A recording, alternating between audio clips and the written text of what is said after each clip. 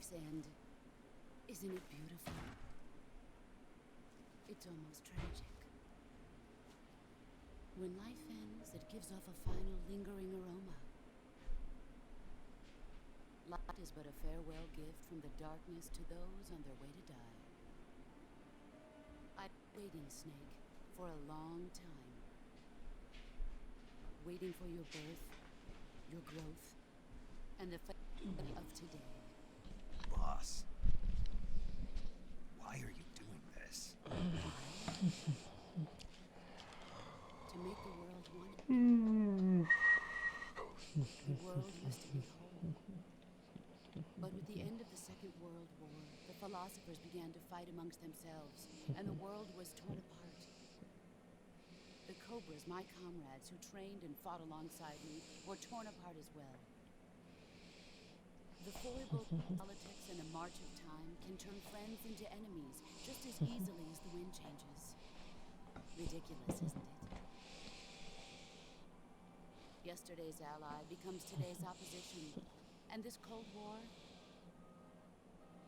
Think back. When I was leading the Cobras, America and Russia were fighting together. Now, consider whether America and Russia will still be enemies in the 21st century. Somehow I doubt.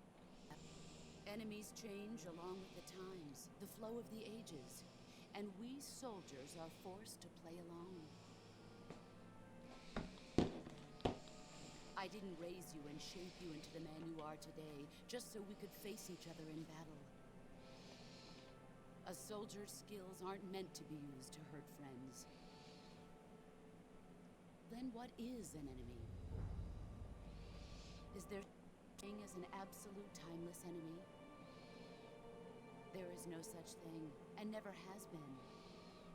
And the reason is that our enemies are human beings like us. They can only be our enemies in relative terms. The world must be made whole again. The philosophers must be reunited. I will devote my skills to that purpose. And with the Colonel's money, I will achieve that end. Just as I once created the Cobras. They are my family. I may no longer be able to bear children, but I still have a family. It was November 1st, 1951. I was in the Nevada desert participating in atomic testing. The name Nevada is derived from Spanish, covered in snow, white as snow. And snow is exactly what I saw in that Nevada desert. It froze my blood white. Snake, you were an atomic test subject, weren't you? On Bikini Atoll. That's part of the reason I was drawn to you. You and I are alike. We're both slowly being eaten away by the karma of others. We'll never have the chance to die peacefully of old age. We have no tomorrow. But we can still have hope for the future. In 1960, I saw a vision of the ideal future from space. 3 years earlier, the Soviet Union had succeeded in launching Sputnik, the first man-made satellite in history, into orbit. This came as a huge shock to the United States. In response, America threw everything it had into its own manned spaceflight project, the Mercury program. Even as the Soviets seemed poised to send their first man into space, America was still experimenting with chimpanzees and rockets. The government wanted human data. So they secretly decided to send a human being into space. I was the one they chose. At the time, they didn't have the technology to block out cosmic rays, and whoever they sent up would inevitably be exposed to heavy radiation. That's why they chose me. After all, I'd already been irradiated once. Of course, you won't find any of this in the history books. I could see the planet as it appeared from space. That's when it finally hit me. Space exploration is nothing but another game in the power struggle between the US and the USSR. Politics, economics, the arms race, they're all just arenas for meaningless competition. I'm sure you can see that, but the Earth itself has no boundaries. No East, no West, no Cold War. And the irony of it is, the United States and the Soviet Union are spending billions on their space programs and the missile race, only to arrive at the same conclusion. In the 21st century, everyone will be able to see that we are all just inhabitants of a little celestial body called Earth. A world without communism or capitalism, that is the world I wanted to see.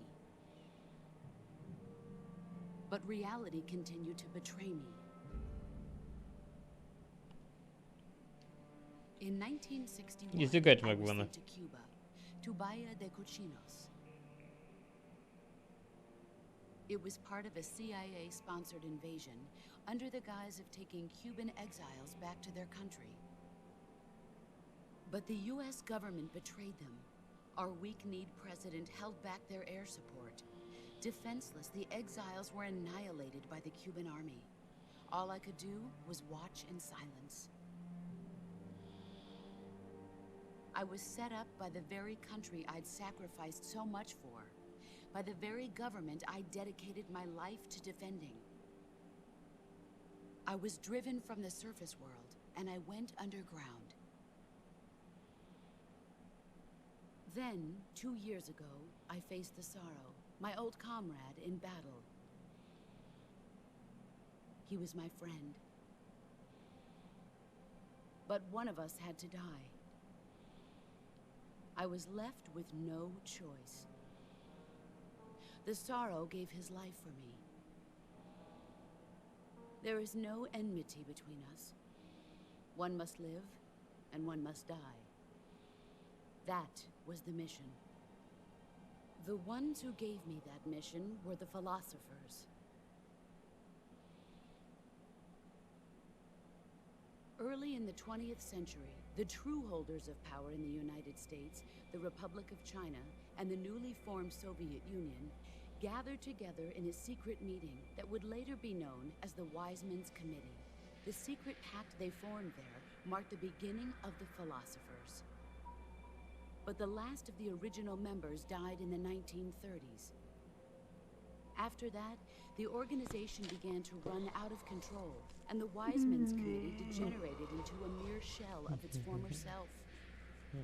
The philosophers of today have no sense of good or evil.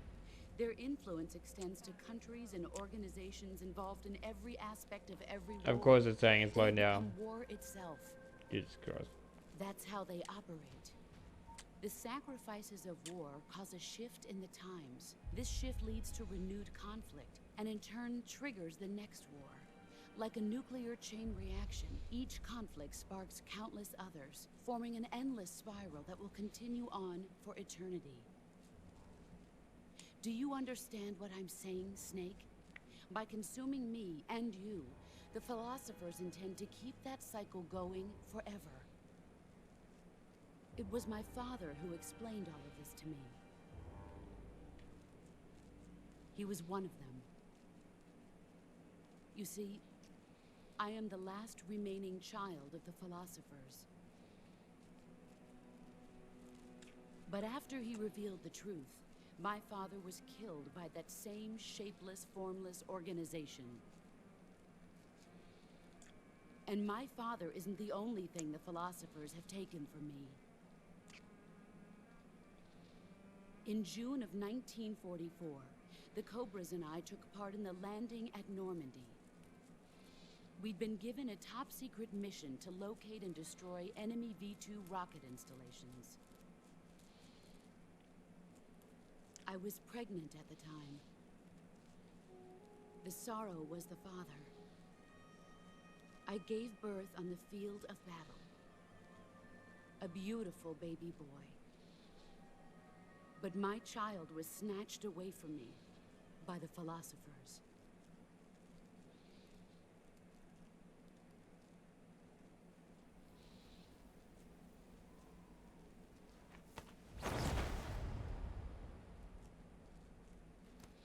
But the scar, this is proof that I was once a mother. I gave up my body and my child for my country. There is nothing left inside me now. Nothing at all. No hatred, not even regret.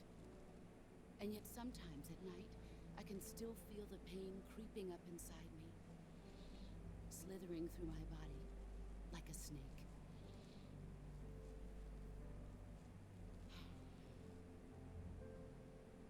I've never talked this much about myself before.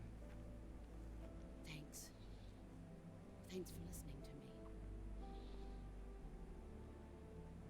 I feel content.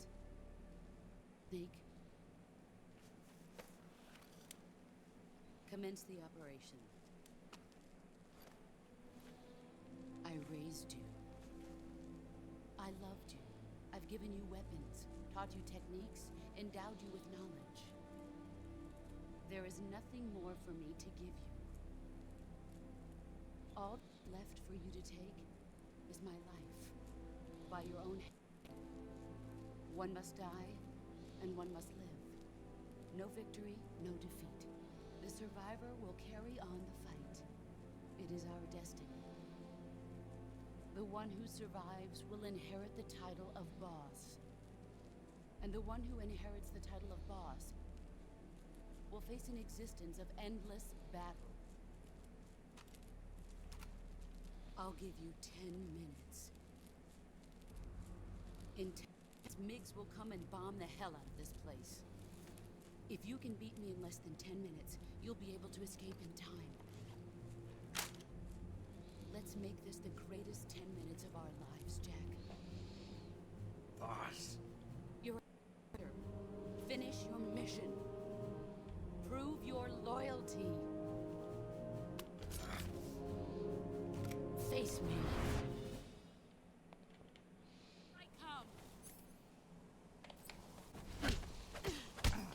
Ooh, she beat me.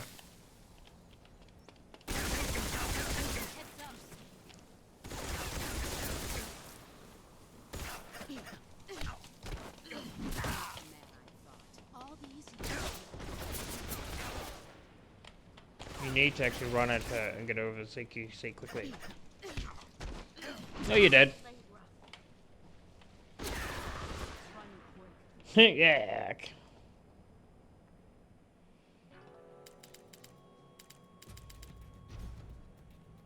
She doesn't believe he's dead when he dies. That's the thing.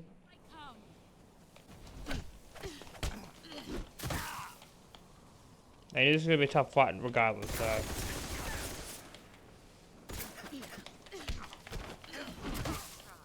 The 6QC doesn't work here. Really damn surprised, man.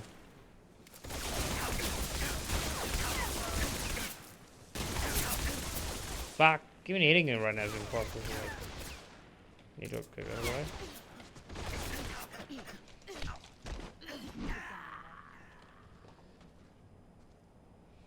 Wonder what happens if you fake death pill or not.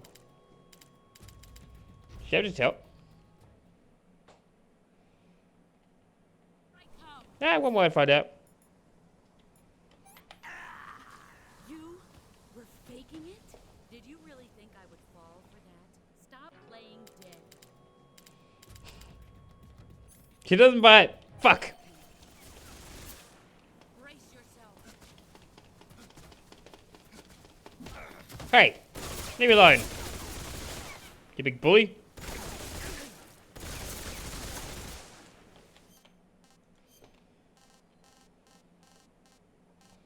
When it's snowing. They lay themselves flat.